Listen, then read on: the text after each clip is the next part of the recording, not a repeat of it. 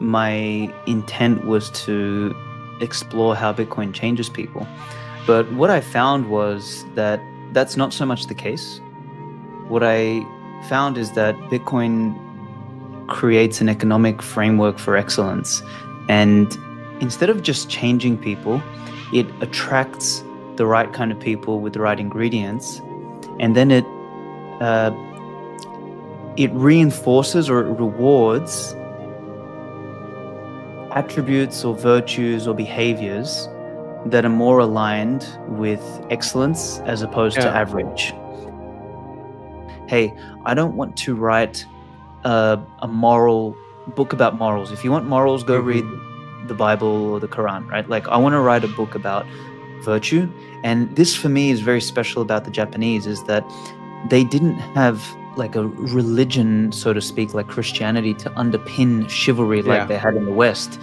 They had to, a code had to emerge from another place. And I guess it was some sort of blend of Shinto, Confucianism, and other things. But fundamentally, it was a code that emerged from the warrior class. And that to me was very powerful. I always laugh at people when they say, oh, feudalism was so bad and all this sort of shit. And I'm like, okay, well, check the last country that was feudal. And despite all of the problems, they actually still have some sort of structural cohesion, even though their warrior class and everything was decimated. So there's definitely something there.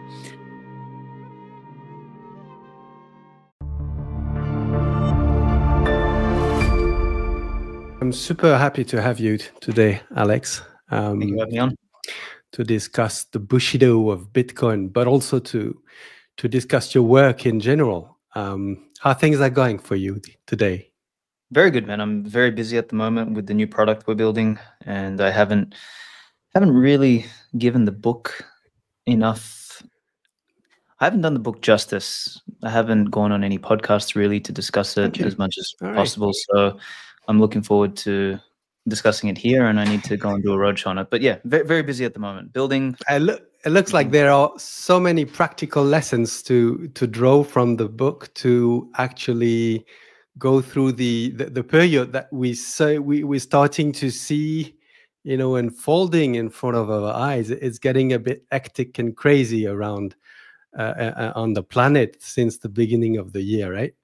It is. It's things have changed fundamentally. I think the book was ahead of its time because it discussed ideas and concepts which are more palatable now. They were not when I originally wrote the book. Well, that's it. You know, a few years ago when I, you know, maybe in 2018, 2019, when I heard about the force turning and read this book, I was like, okay, that's interesting. Why not? I mean, that could make sense. And I guess today, I mean, we just the day after Trump announced the tariffs, and we can see that this is shaking the whole world. And that was just the little movement that gets people to realize that, yes, the world is changing radically, and that we need to get ready for some sort of upheaval or some really reconfiguration of the world, right? I mean, the reconfiguration has been happening. I think the more important moment was when he dodged the bullet last year, about a year ago now. I think that was really a pivotal moment. You know, Trump sort of coming in and the tariffs and all this sort of stuff is him doing what he needs to do for the benefit of America, which is who he represents. I think a lot of people are angry about it. A lot of people, you know, I mean, everyone's got an opinion about everything these days. But in my opinion, America has the wealth, the power, the strength, and the culture necessary,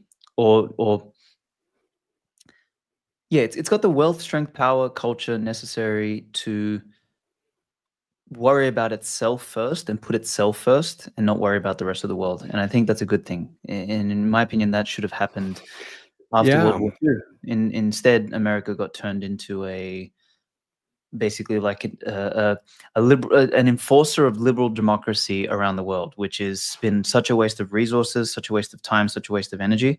America really could have been much further ahead had it focused its energy on itself. But you know, geopolitics is complicated, so you know these things are not easy to to distill. You know, it's really great to have you.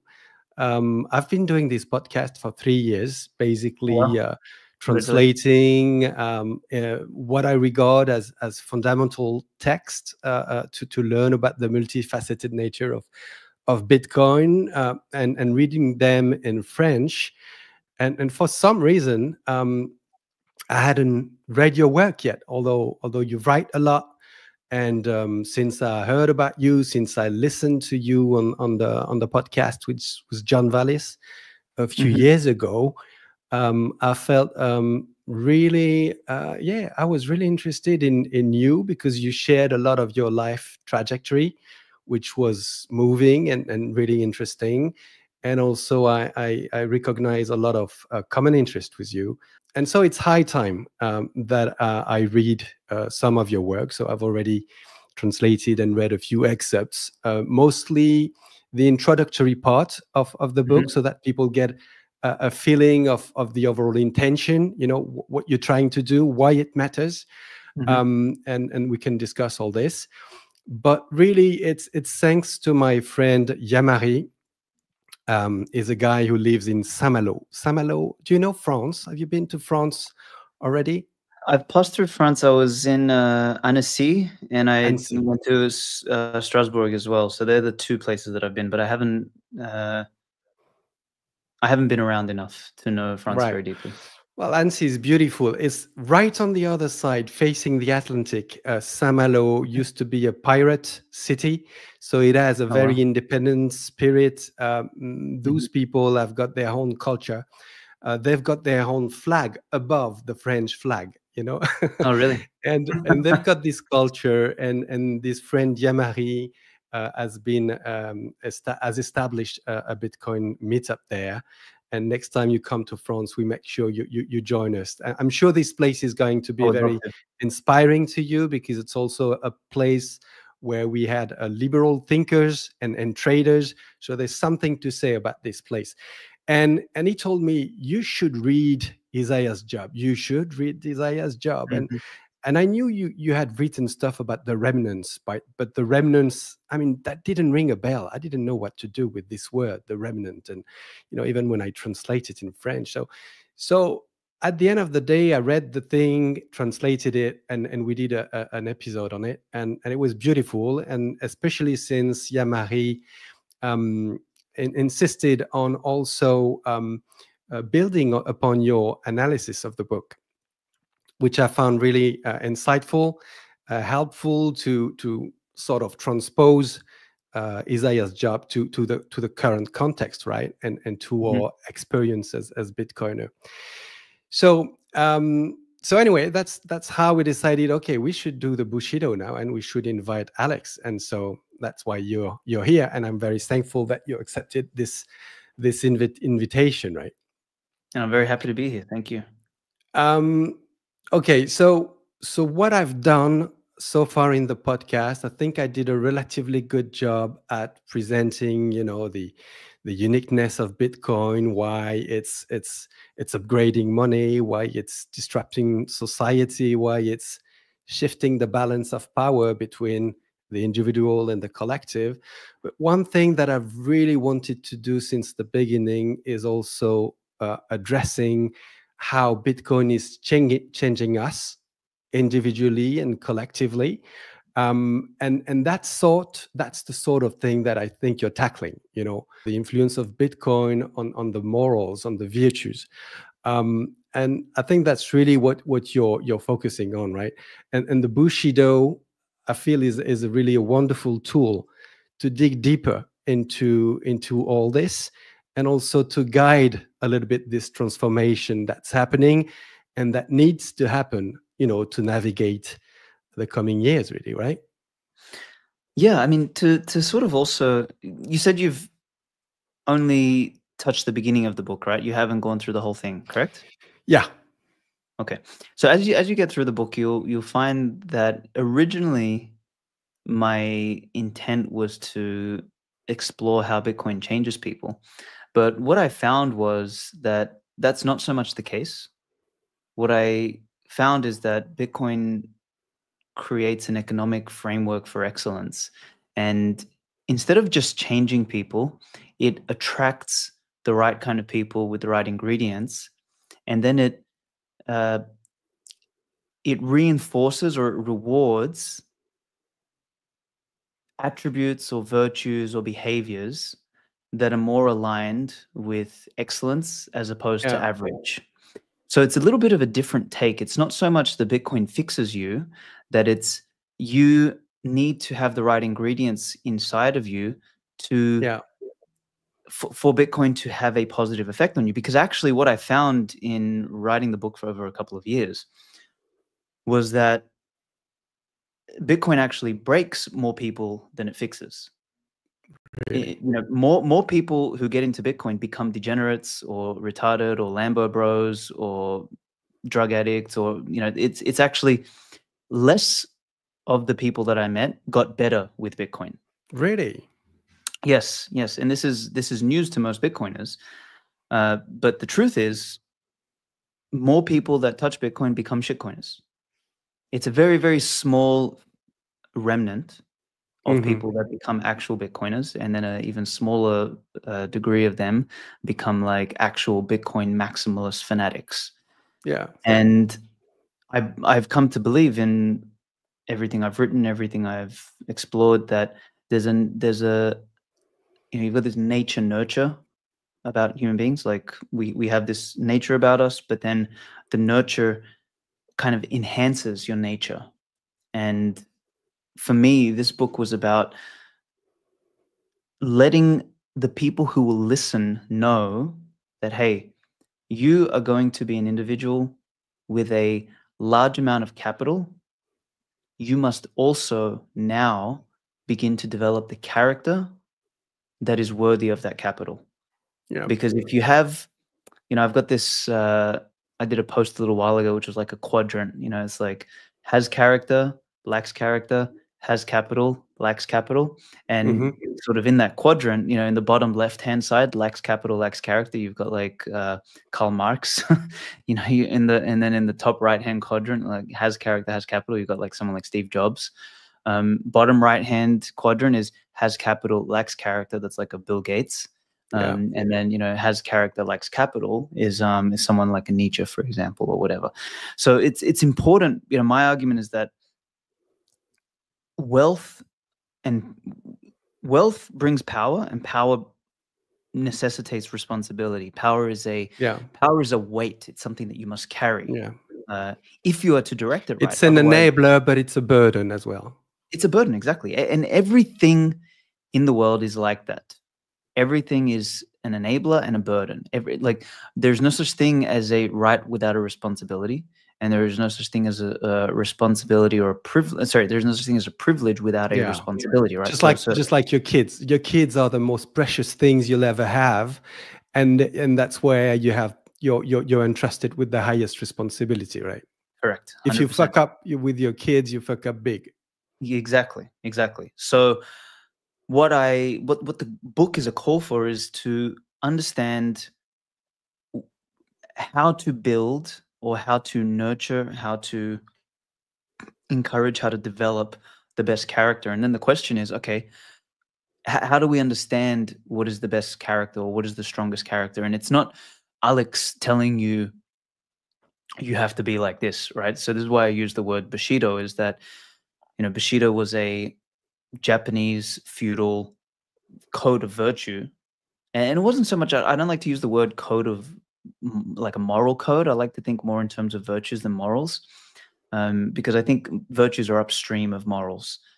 But it was a code of virtue for the warrior class, who were the strong class, to adopt and live in a way that made them worthy of their standing, right? Yeah, that's it. And I wanted to extrapolate this on the people who I believe are going to be the ones who carry the majority of the capital moving forward, which is Bitcoiners. So anyway, that's just, I wanted to say that because it's very important. I believe there's a mistake in the Bitcoin space thinking that Bitcoin fixes everyone. And I actually don't think it's true. I think you need to have the right ingredients first. So let's say this this technological breakthrough that probably the size of which probably happens, once or twice in a millennium, maybe slightly more, but we're talking about something really big. It has such economic incentives that whoever's going to touch it and invest slightly in it is going to benefit from the promise of big gains and thus power. And then immediately starts the hero's journey, in the sense that you're necessarily invited to either resonate with the overall pattern and sort of moral pattern that goes with Bitcoin, because it is aligned with some economic principles, philosophical principles that are fairly high and elevating. So either you start to resonate and learn and let go of the ego and do the learning and face the challenges, or you don't. And if you don't, you're going to suffer and leave the process, right? And what you're saying is that once you've decided to join the adventure, and maybe you need a cycle to go, or at least a bear market to consciously make this decision, then it becomes clear that the adventure is going to require some inner transformation akin to that which historically any powerful person needs to do to not fuck up with the power they're entrusted with, right? Exactly. Yeah. I mean, and this is why I've got a problem with all the Bitcoin pleb talk, is that you, by virtue of holding Bitcoin, you are going to be elevated beyond plebeian status. And you become someone who, effectively the word aristocracy means rule by the strong, right? So you end up being thrust in a position where you have power because you have economic influence. And it's up to you how to use that power, right? You can use it purely for yourself. You can use it for your family. You can use it for your community. And you can use it beyond that if you want to. And how you use it, what you do with it, just like with any other power, will be determined by your character and what you choose to do. And yeah, I think that's a very, very important question, because if we're going to take this shit seriously, like, we need to be adults about it. And that's the whole point of this. And I say at the beginning of the book that I wrote this for myself, because I'm a millennial. I'm a millennial, and we millennials, we grew up late, in my opinion. And I think we did that because we had one foot in the old world and one foot in the digital world. And it sort of extended our adolescence in some sense. And we're the only generation ever to exist that's going to live both in digital and pre-digital world. Yeah, exactly. Like, so we're a very special generation, and with all of the problems come incredible amount of blessings. Like, we have the opportunity to reshape the future, and I think there's no coincidence that Bitcoin was born in our generation specifically. I think that's very powerful. Yeah, I'm a Gen X. I'm a Gen X 74, and I can sense it's taking me a bit more of friction, psychic friction, to really master all the tech. It's much easier for you guys. But anyway, yeah, I mean, just perhaps for people who don't know you, and and building on what you just said, I can see that you're slightly obsessed or very interested in learning as much as possible, getting your hands on as many maps of the mind, maps of humankind, understanding, getting a proper map of what we are, what we're doing here, what's the meaning of life and everything. And what you're doing with this Bushido of Bitcoin is really providing a handbook for people to help build themselves on a strong foundation, on a strong moral foundation. Where does it come from? Where does this concern for the meaning of life and for how to navigate your life meaningfully comes from? That's a question for God to answer. I don't know, man. Why are we interested in things? Why is someone born an artist, someone born a footballer, someone born a lawyer, someone born an orator? I don't know. The older I get, the more I realize that nature is I don't know if I should say more important than nurture, but like we are all born with something ingrained inside of us. And I was lucky enough to be born with curiosity, and I have a abnormally high degree of curiosity and comprehension. So I try a lot of things, and my life is littered with experiments and stuff that's gotten me in trouble, stuff that's gotten me success, stuff that's gotten me failure, some stuff that's gotten me, you know, tough experiences and all of this. But throughout all of that curiosity, because I have a high degree of comprehension, this was from when I was a kid. Man, I learned how to speak when I was 1 year old. Like I was already speaking to people. It was weird and freaked the hell out of my parents. And at school, like I was always the best at school. Like math, every single subject, all of it. So I had a high degree of comprehension, even though at school, the older I got, when I got high school and all this sort of stuff, I never even went to class.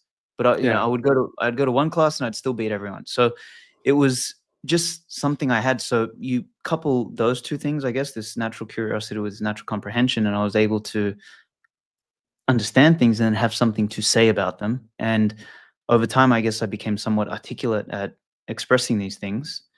And, I guess then this is where the nurture comes in. I decide to express something. I get positive feedback from people like, oh, that made sense, or okay, whatever. And that positive feedback loop was the nurture element of me then pursuing that. And then, I write more, I think more, I read more, write more, etc. And I became, by accident, someone who decided to write some books and talk to the world about it. In this book, The Bushido of Bitcoin, I didn't know, I hadn't read anything about the Bushido, and I've never really been interested in chivalry and that sort of thing. But the way I see it is that it's very traditional as cultural element, and there's something absolutistic, or do you say absolutistic? There's the reverence for the absolute, or there's the truth. And I recall in your conversation with John Vallis, you shared something along the line that at some stage, at some period of your life, you sort of drifted a little bit in the postmodern, slightly decadent postmodern world. And I did that too, and it hurts. It hurt a lot. And and so, can you tell us about that? Because in the book, I think, which may, it may seem a bit rigid and prescriptive, but at the end of the day, those are the lessons that have been kept, selected by the tradition as those rules that help people individually and collectively perform, give their best, and be more free. Yeah. That's it. Absolutely. I mean, the purpose of tradition is that, and the purpose of tradition is to not have to learn the lessons over and over and over and over again. Because as much as I think you'll really appreciate this, the older you get, the more you realize there's only like 10 principles. There's 10 principles of life, right? Like there's, this is why the 10 commandments, or the 8 virtues of Bushido, or the 8 virtues of chivalry, like these things are timeless, because we're fundamentally human, and that's not going to change. And instead of having to relearn these things every single generation, like we need to build upon this stuff. And granted, sometimes there are traditions that are probably outdated, right? And these things need to be challenged. And creativity is fundamentally a destructive process as well, because when you create something new, you necessarily destroy something old oftentimes. So it doesn't mean that you need to worship tradition at the expense of being able to move forward. And this was actually a big part of Japan's downfall with during the feudal ages, they really closed themselves off to technological development and everything. They were purely and probably over-indexed on tradition, whereas Europe was less indexed on tradition. So they still had this sort of feudal element, but they were able to build. Now, arguably, Europe went a little bit too far, and then that's where we had the rise of communism and all this kind of stupidity came out of Europe, right? Like, so we threw away too much tradition at our own expense, right? So there is, I don't want to use the word balance, but there is a dance here that is very necessary. But as you said, the older one becomes, because in my 20s, without a really strong father figure and all of this, I moved out when I was young and made my own way. I made every fucking mistake. I was a vegan at one point. I was a lefty at one point. I believed in solar panels and all this kind of stuff. And you're basically discovering. But I guess to tie it back to what I said earlier about like curiosity and comprehension, like I tried a lot of things, as I said, but I would try my best to learn from these things and also be honest with myself. I was a vegan for 2 years, and I was absolutely convinced in the beginning that this was the holy grail. This was the way to live. I was going to live to 200 years old because of all this sort of shit. And after 2 years of doing it, the evidence suggested something different. And I was like, okay, this is stupidity. Let me go and eat some meat again. I tested that out on myself. My testosterone, all this sort of stuff went up. I was like, okay, well, looks like I was a retard, actually. Veganism is not good. So I adapted and learned. And, tradition would tell me that, like, if I looked at what my grandparents and everything ate, they were cooking with beef tallow and pork fat and butter and all this sort of shit. And here I was telling people to eat fucking vegetable oils. Moron, So there is a reason for tradition. And for me, the book is, as I said at the beginning, it was me growing up in the process of writing this book. I had just gotten married. Like I stopped screwing around like a young man, because prior to getting married, I was also like messing around on Tinder and Bumble and sleeping with different women, all these kind of things. I was like in that whole discovery phase, and I was far more liberal. But you look at what COVID taught me, you look at what getting married, growing up, starting to think about kids, family, legacy, all of these things. And you start to become more rigid, you start to become more conservative, you start to become more traditional, not because of any other reason, but other than like you figured out what works. I think a good analogy would be this. I'll finish this thought with this: is when you're young, you go to a buffet at a restaurant and you want to try everything, right? You want to try this, the salad, the meat, the chicken, but when you get older, you realize, well, you know what? I've only got so much space in my stomach, and I like steak more than everything else. So I'm just going to eat more steak, and maybe I'll have a little bit of dessert or some sweet potato on the side. But I don't need to try fucking everything again. And I think that is like what tradition is. Like tradition says, okay, this is the best one. Yeah, exactly. And we are growing in a Western world that is, if we take the spiral dynamic patterns, sort of postmodern, so individualistic, but also discovering the cultural diversity and enamored with this cultural diversity. So we want to experiment everything, and we become relativistic because, okay, why should we impose our own Western model to everything? So there's a lot of experimentation, and it's joyful for the teenager, for the kid, for the young adult. And there's a sort of an ego trip that says, I'm not going to submit or to submit to an existing order. And at some moment, I don't know, the circumstance will probably vary, will vary. But you say, okay, I just need to build something in my life. And those rules, as rigid and prescriptive as they may be, they're just going to help me set up a foundation.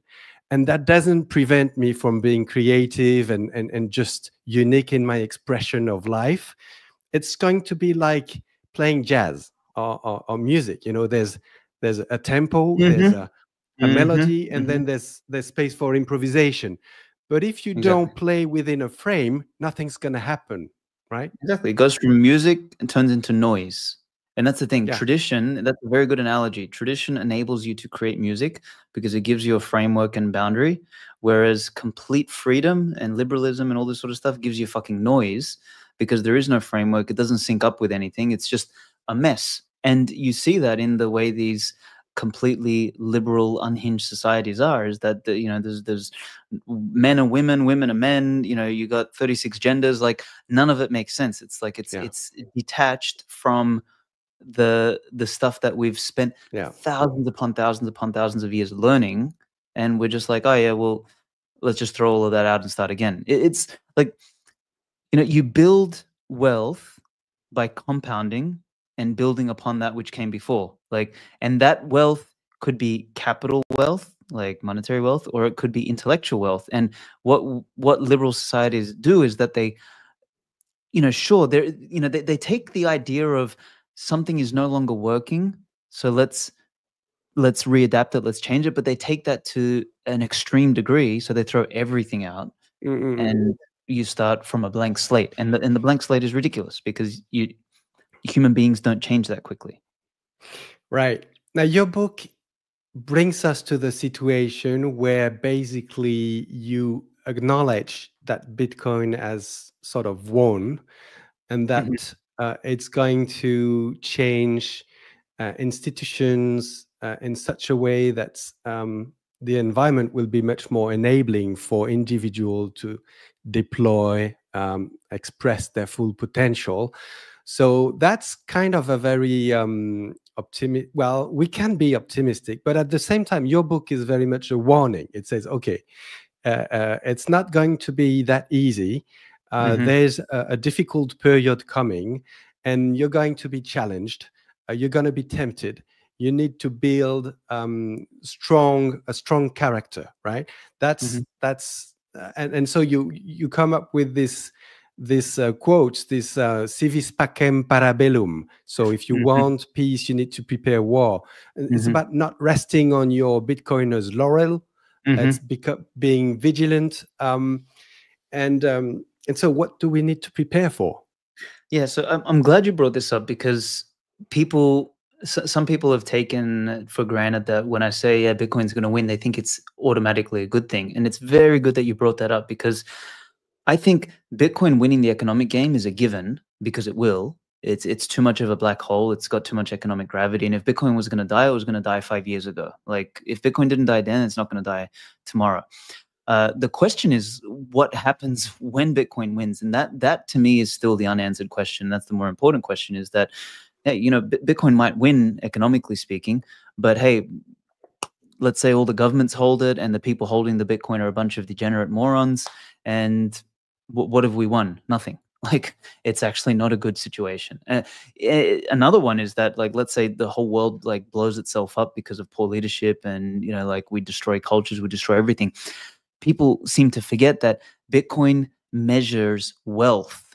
It's not the money that is the wealth; it's the goods and services and the products that you have. So if you go and burn the whole fucking world to the ground, sure, like Bitcoin might still win, but you got nothing to measure. You got like huts and shit in Africa.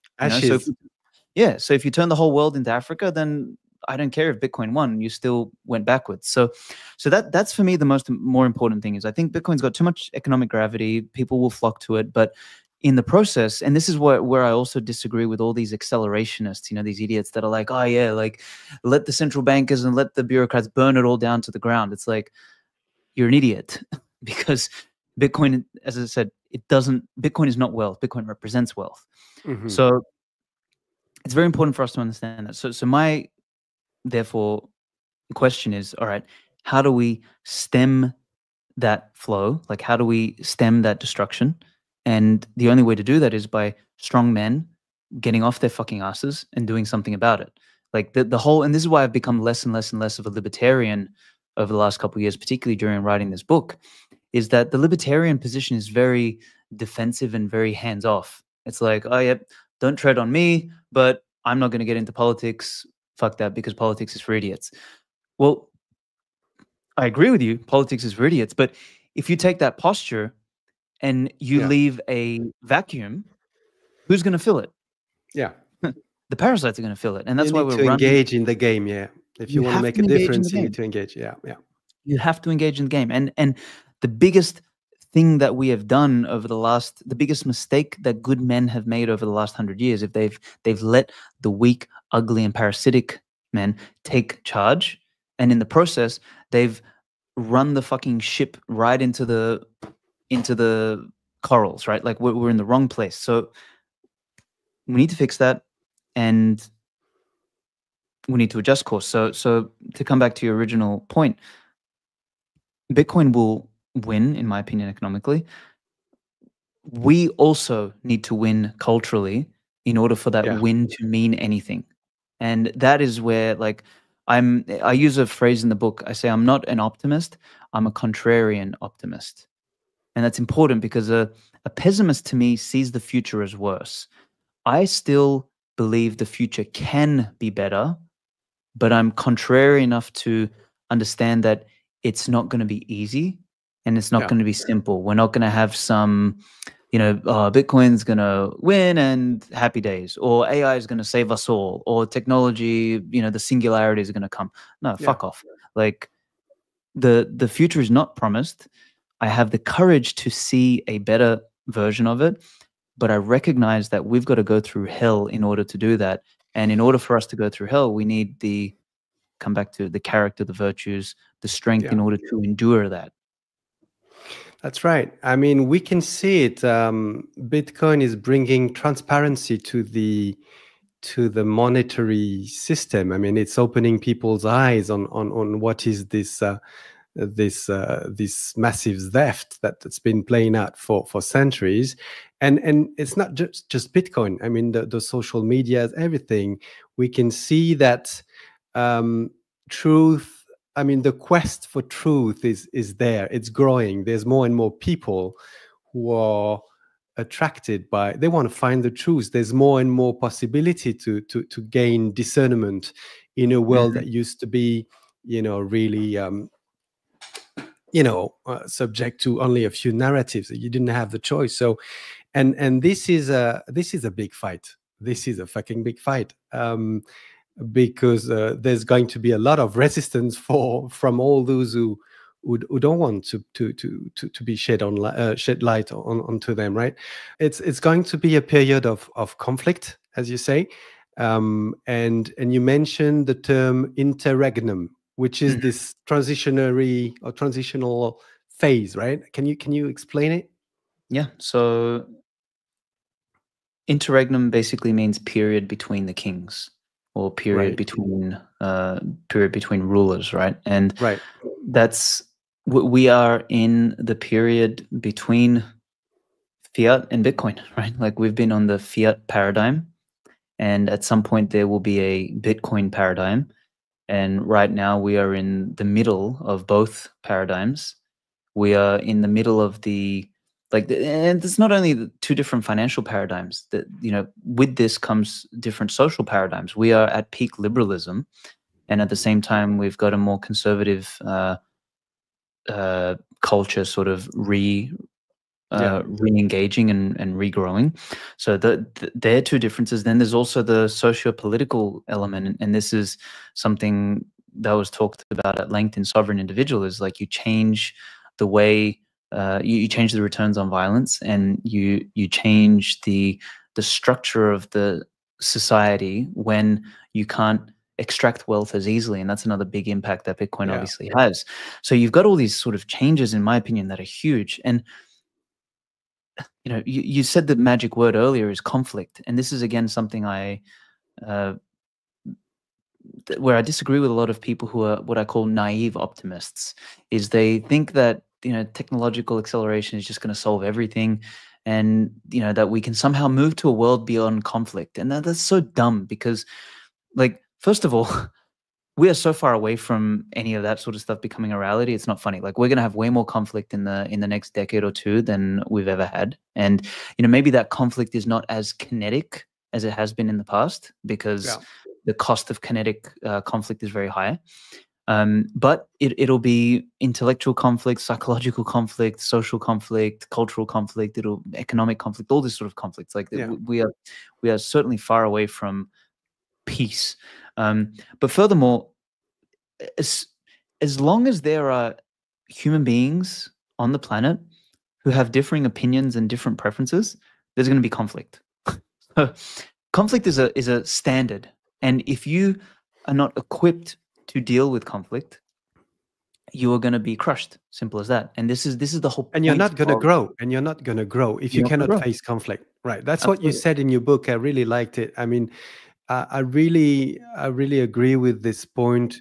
You need to be able to handle inner conflict, and you need to be able to have, you know, an unconstrained dialogue and speech with people, so that you disagree. and you know, I'm disagreeing with my wife, and we have many fights, and that's the only person I'm sure she wants my best, and reciprocally. And that's what pushed me to try to understand what the hell is happening to us and to me, and that sort of thing, right?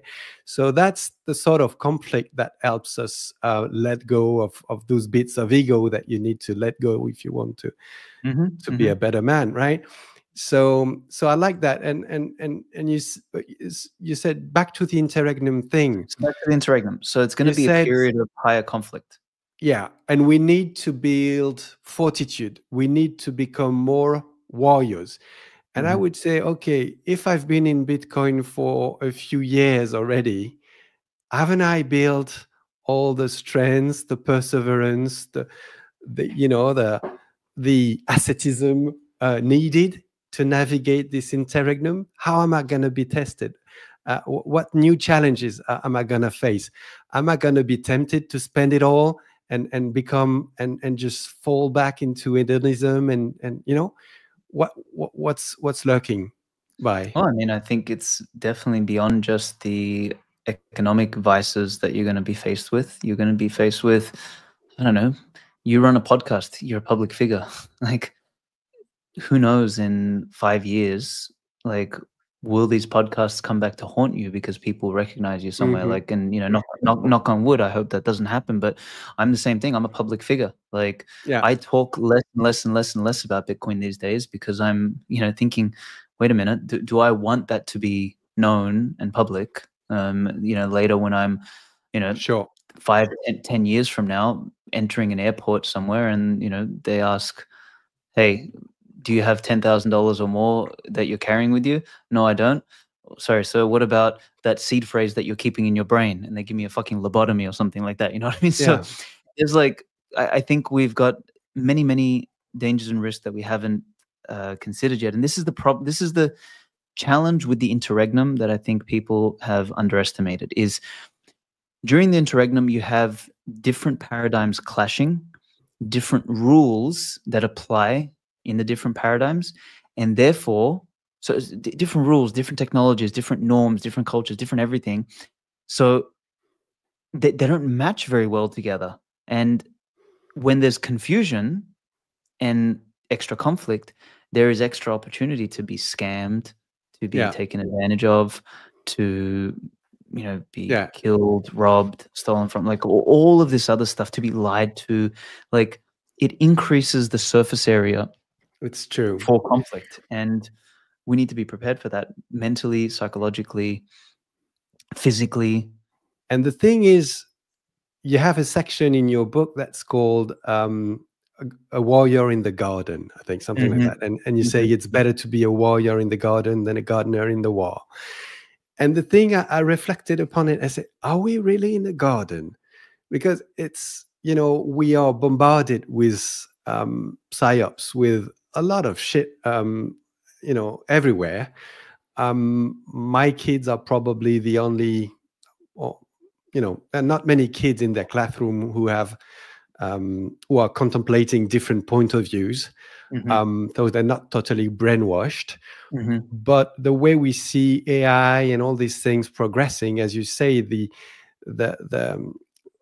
attacks are going to be more and more clever and more difficult to to defend against, even for people that are pretty aware of these things, right? They will be. Yeah, I mean, this is this is why I say to people, and this is why the older I've gotten, the more Yeah, people think sometimes I'm pessimistic, but I come back to, like, I'm contrarian optimist, is that I recognize technologies and breakthroughs and all of these things can be positive, but they can also be very, very negative, and it comes down to the deciding factor is the character of the Yeah, individual, and then the character of the collection of individuals that use and do stuff with these yeah, technologies and everything like that. And that's never going to change. That's never going to change until we are no longer humans. But I'm a humanist maximalist, so I think we are the apex species. And I think that'll always be the case. I yeah. think we are created in God's eyes more than anything else, and I I have faith in our ability to win, but I also recognize that we're gonna, nothing good comes without a fight. Yeah. Yeah, the war, as you say, the war is probably not going to be kinetic for most of us living in Western Europe or North America. It's going to be a different kind of war, but one that requires developing the same strengths of character. In your book, you insist on the importance of summoning, embodying the warrior archetype, Yes. right? Can you tell us about this warrior archetype? Because basically, if I understand well, the whole book then is really a guide on how to activate those characteristics of the warrior archetype, which historically, traditionally, any culture is having some sort of ritual of passage, Hmm. some sort of some cultural aspect of it to it, which enables young men to become a strong adult. And we've sort of lost it. We don't have this anymore, do we? No, no, we've. I mean, we still have rituals, but these days, a lot of the modern rituals are you go to school for 12 years, and you get brainwashed by a teacher who doesn't give a shit about you. Then you go to university, you get brainwashed by more teachers who don't give a shit about you, and you drink alcohol, and then you go and get a career and you work your life off. Like, we have very weak, pathetic modern rituals versus in the past we had these rituals that would forge men into men, and it would nurture women into women. And this isn't to say that everything was all perfect in the past. It wasn't.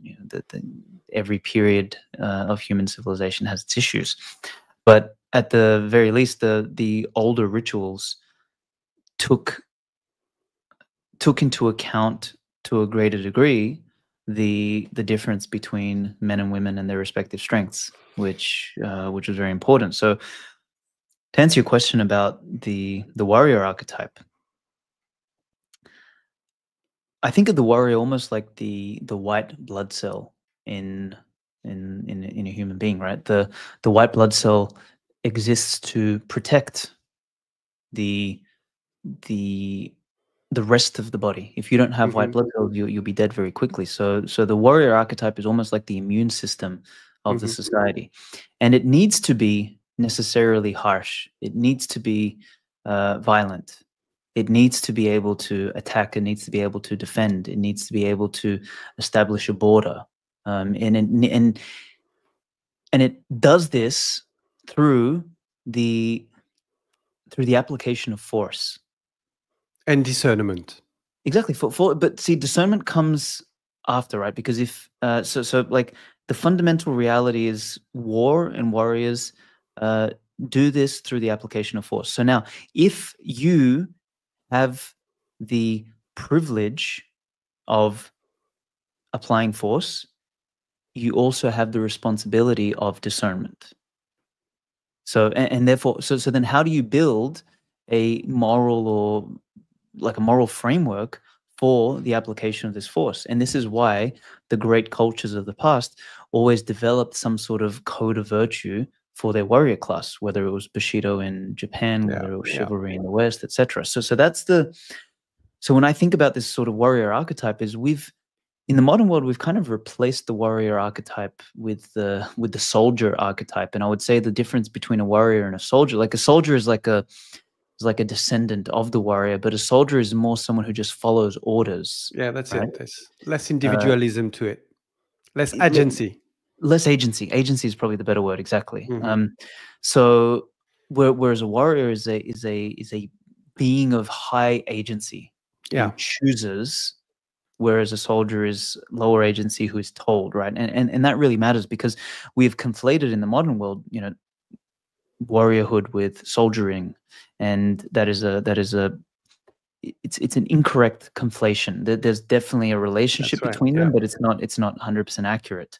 And I mean, a lot of that happened as the world transformed during the industrial age, right? Like and you saw this with how Japan and everything like that was transformed. Like Japan was still a very strong warrior culture, and in fact, Japan still has the echoes of that, which is why I think, despite central banking, planning, and all this sort of stuff, like Japan was the last country in the world where feudalism fell, and it was a couple Right. hundred years after Europe, and Japan still carries with it a high degree of cultural cohesion and respect and loyalty and all this sort of stuff, and that is a real unique phenomenon. And I always laugh at people when they say, "Oh, feudalism was so bad" and all this sort of shit, and I'm like, okay, well, check the last country that was feudal, and despite all of the problems, they actually still have some sort of structural cohesion, even though their warrior class and everything was decimated. So there's definitely something there.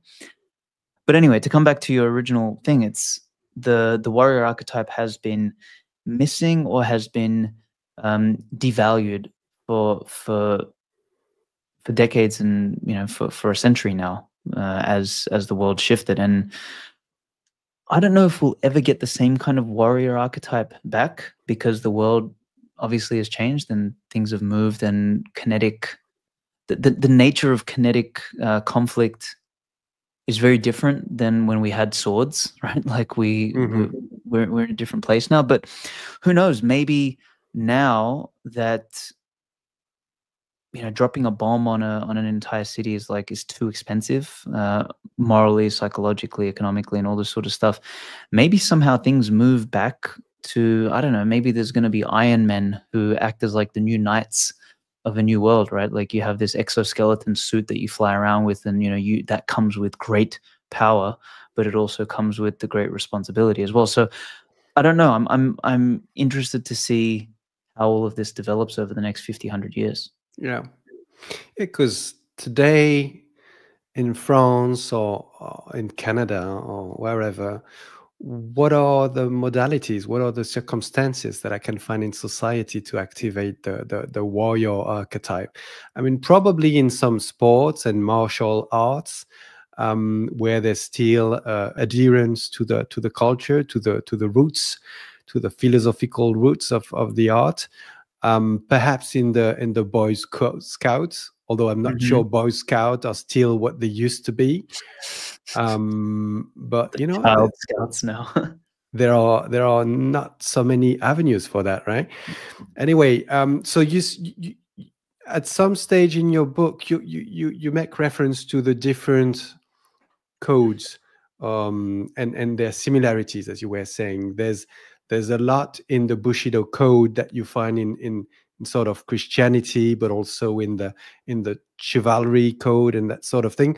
Why did you choose to organize the book, or to really to frame it around the Bushido code? Yeah, it was this was, I guess I just followed my curiosity.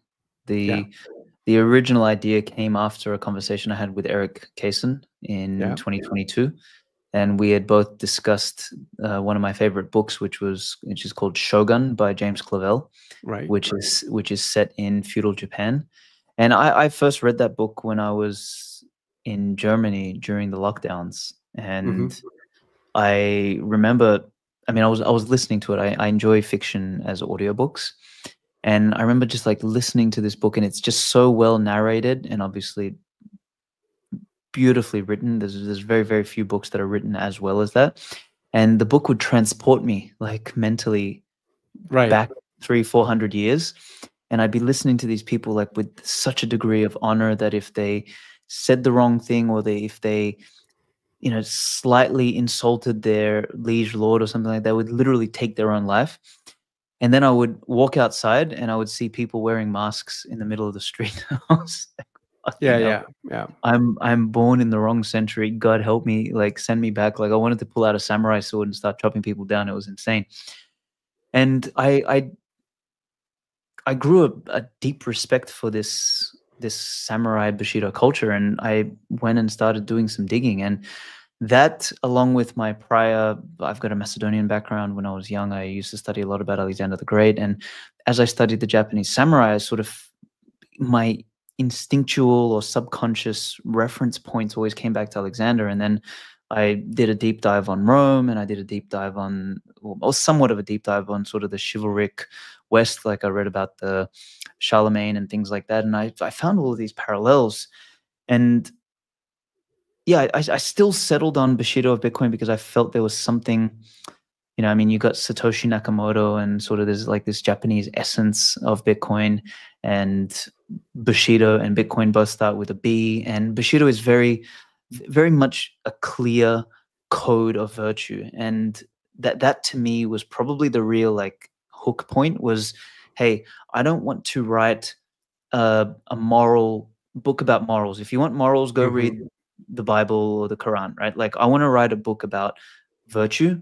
And this for me is very special about the Japanese, is that they didn't have a religion, so to speak, like Christianity, to underpin chivalry like they had in the West. They had to, a code had to emerge from another place.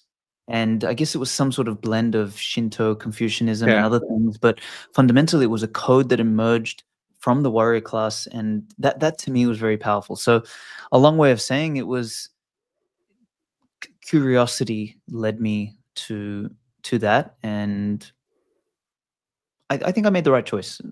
Also, the chivalry of Bitcoin doesn't have the same sound. Okay, the introduction of the book, the first few, it's a big book. I mean, I've got it in Kindle, so I don't know how many pages it is, but it's man, you've got to get the physical. Trust me, it's so much better. Like I'm sure. The hardcover I've got actually here. It's like this is your. It's this a is beautiful. It's protection from the $5 wrench attack. If someone comes and tries to take your Bitcoin, you throw this at their head, and you'll be safe. And you say, look, I've read this, I've put this into practice, beware. Yeah. Right. So we've discussed the reason why you chose to write this book, the context, the need for everyone, not just Bitcoiners, but to summon the warrior archetype to face the troubled time that are coming and that are going to last a few years, if not a couple of decades. And then the book becomes much more practical in basically describing 10 virtues, right? It taps into a different culture to really explain the different facets of each virtue. And then it sort of also provides some guidance on how to build those virtues, right? Yes. And there's one virtue I'd like to focus on at this stage, which is responsibility, which you say is probably the most critical and the most neglected in our current society. You say responsibility was and always will be the most mature and evolved of human attributes. You only transcend childhood and enter adulthood when you take responsibility. So why is responsibility so critical? Why is it like the fulcrum for the development of all other virtues and to access more freedom?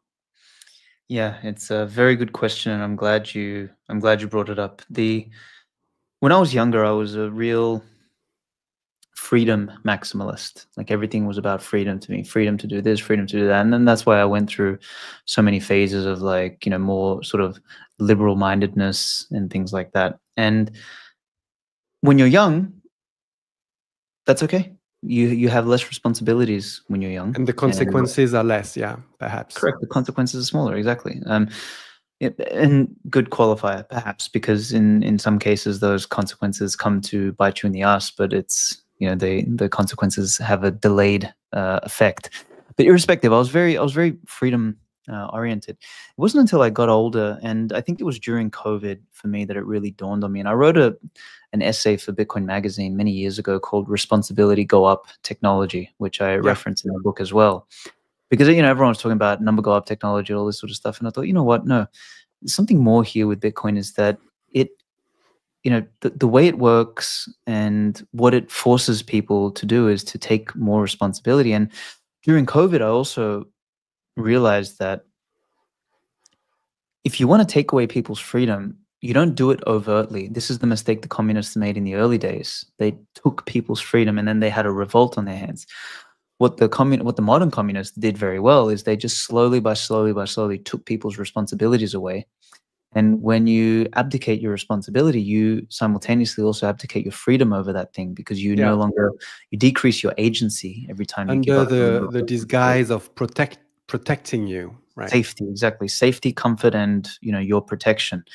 And this really dawned on me during COVID, as I saw the world becoming more and more retarded and people not taking responsibility. And it was actually during a podcast that Francis and I did together. Well, it was the first remnant podcast on my old personal podcast, the Wake Up podcast. And we discussed this idea of responsibility hot potato, like where we would just like renounce responsibility and throw it on someone else's problem. And that's with everything from money printing to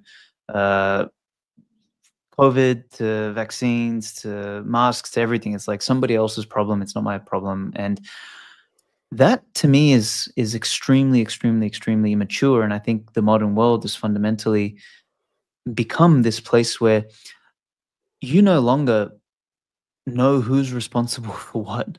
And, you know, democracy has this problem a lot because, you know, you give everybody a vote.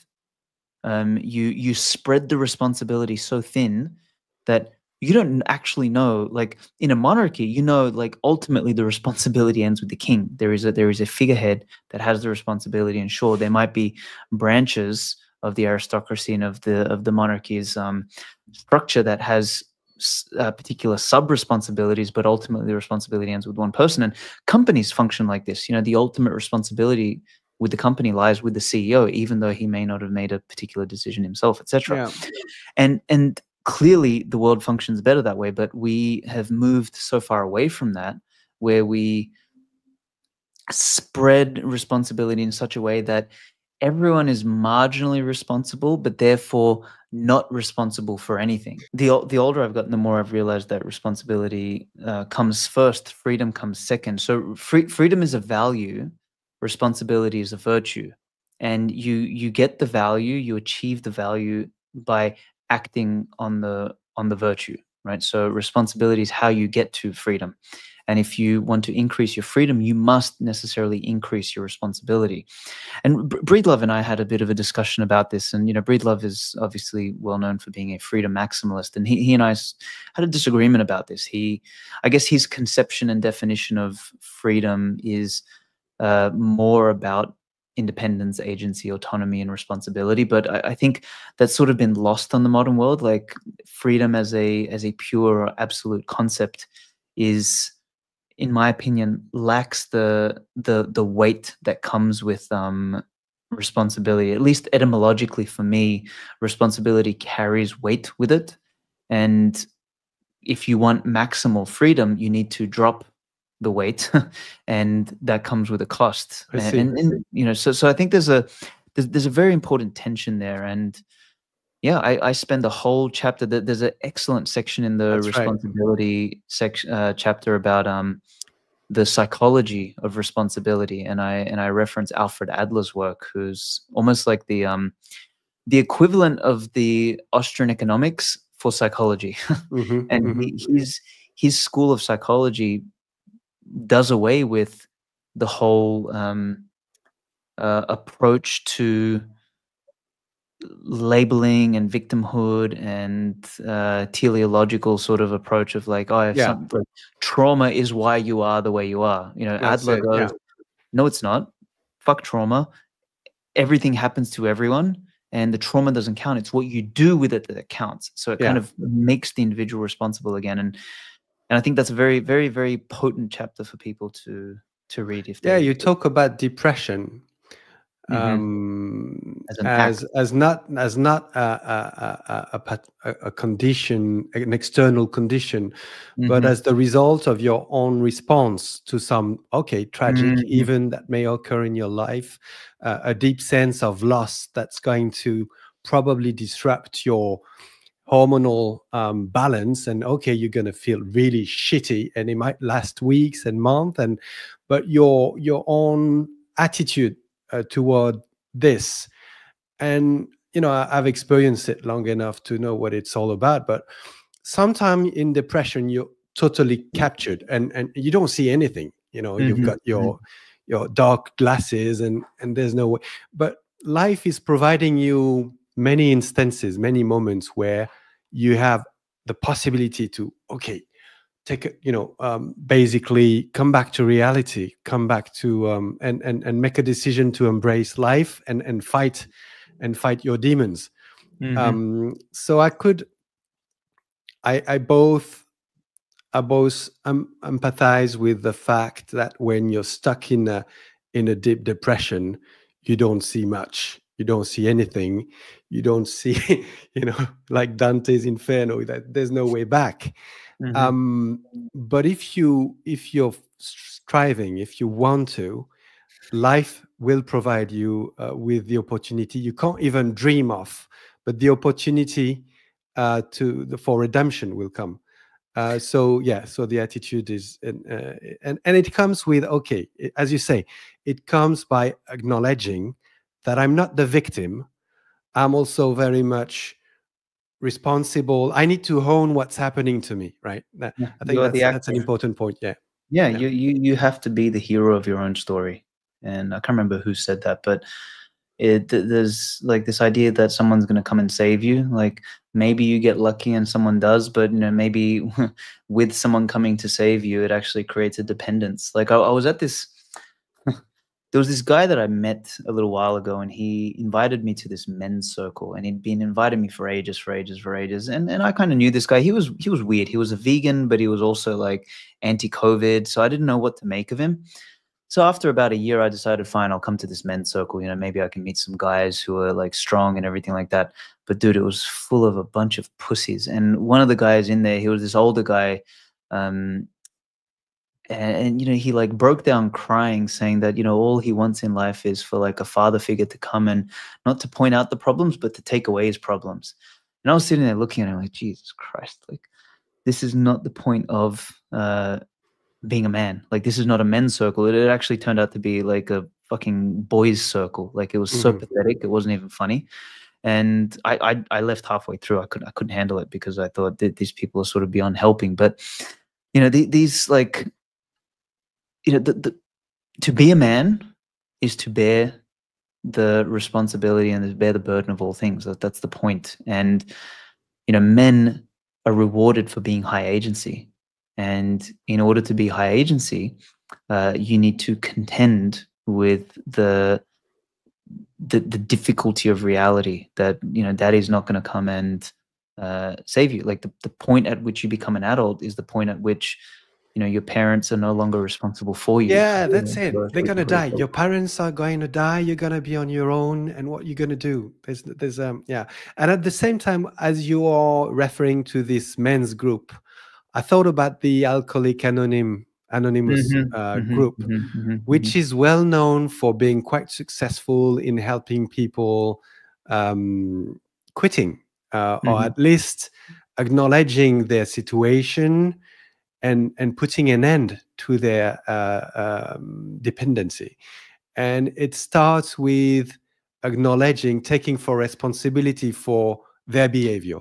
I think that's the whole point. I don't know if it's the first step or the second step, but I think they have the thing. Yeah, I am what I am, and that's only my responsibility, or something like that, right? It's very powerful. Yeah, if you like the first step to anything like this, like you cannot change anything unless you recognize that you are the one who has to change it. And like it all literally, as you said, it's the fulcrum for all other virtues, is taking responsibility. And it's interesting, like it wasn't a explicit virtue in previous codes of virtue. Like you don't find responsibility as something that is stated in the old Bushido or the old chivalry or anything like that. But I think in those cultures, responsibility was far more implied in the way of life. Like our world has changed, and that's why I specifically brought it in and put it right in the middle of the 10, because it is the fulcrum. It is necessary. Right. And so another thing that's quite clear in the book is that once you engage in the Bitcoin hero's journey, you're facing different challenges, and the whole process is really one that fosters maturation on a number of those virtues, right? And when we're talking about responsibility, there are quite obvious steps that are leading to realization that I'm more responsible than I've never been, right? Yeah, I mean, with Bitcoin, the obvious one is if you lose your keys, you lose your money, and there's no one to call. Like, there's no Satoshi hotline to come in and get your freaking keys back. And if you send it to the wrong address, I mean, I learned that one the hard way.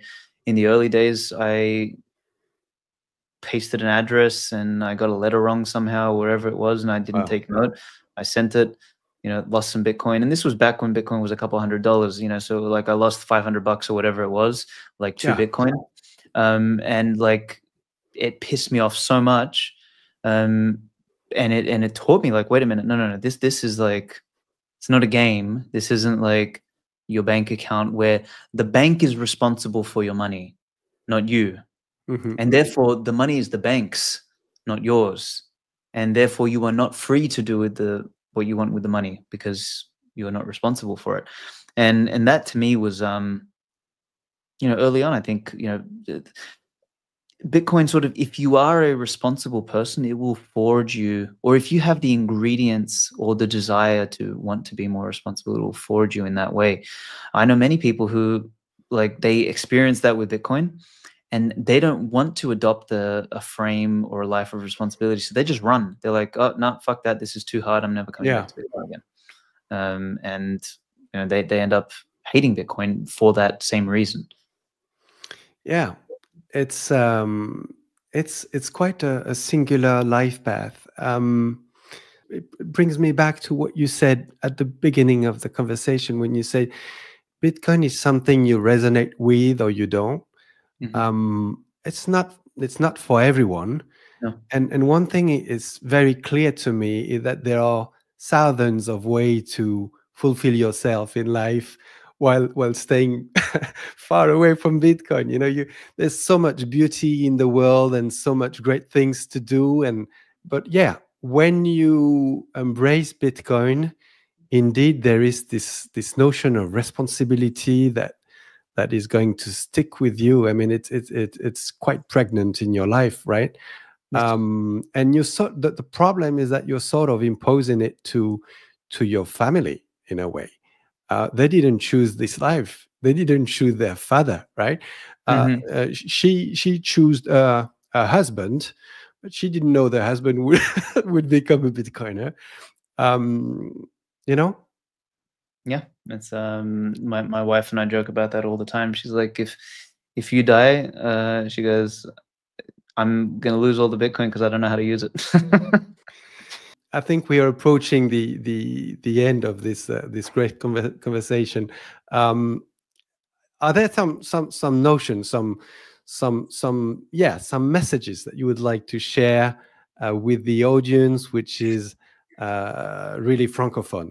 This is going to be translated in French. And at this moment in France, we're not faring well. We're really in a decadent society. The leadership is absent. We're quite kind of relying on European leadership, which is not great too. And there's not much of a vision for the future of a nation, and the vision for Europe is not clear either. So what sort of of messages would you like to share with us? Man, I think the French have one of the most rich histories. Like, you go back to the Charlemagne and the Carolingians and the Merovingians, who basically established Europe, the modern post-Roman Europe, and there's such a rich, powerful, incredible history there, which I think that if you're a French person, to go back and read your history and to learn from it and be proud of what you guys actually built and developed. You guys laid the foundation for modern Europe, more than just about any other European race. I mean, sure, the Slavics and the Germanics and the Anglo-Saxons did their part as well, but the French were real pioneers. And to allow for, the pathetic worms that represent you at this point in time to have power, or to even have any say, is a insult. Tragic. It's an insult to your ancestry. And I look forward to the day when the strong, good French step up and say no for this anymore. And that extends for me for all Europeans, because I firmly believe that Europe is the cradle of civilization. We spread civilization throughout the world. It wasn't the other way around. Sure, we went and explored and exploited and did all these sorts of things, but we fundamentally shaped the world. And the genesis of man, the genesis of civilization, the genesis of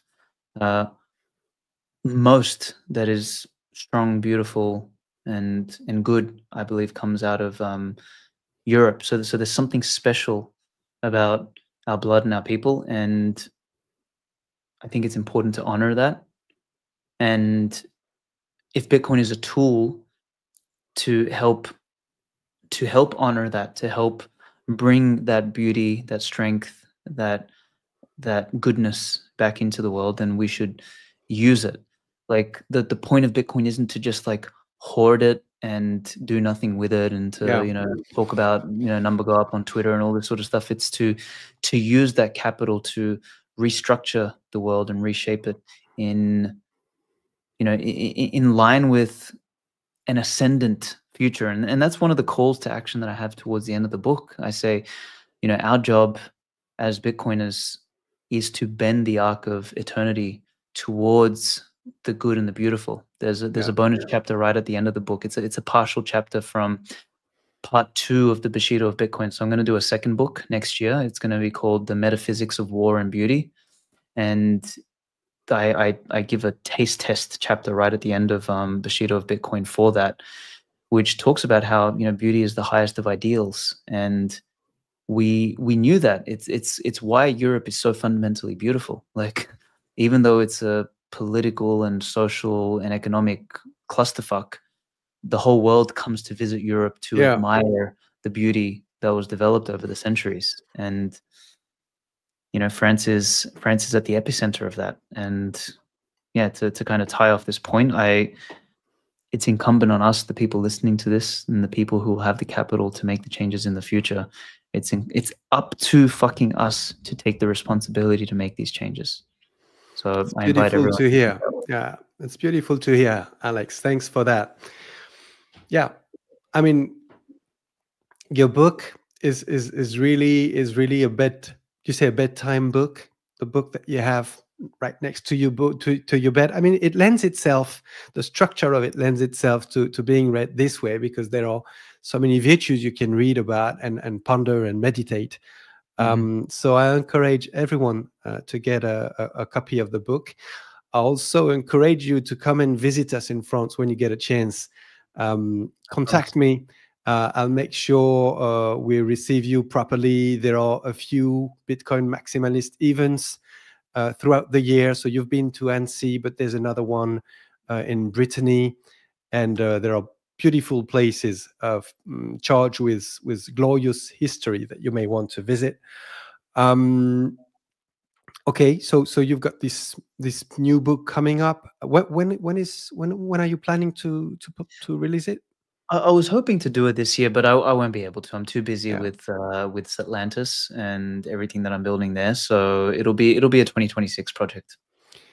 Tell us about Atlantis. Is this is it a sort of a marketplace, Noster-based marketplace, something like that, or travel agency thing?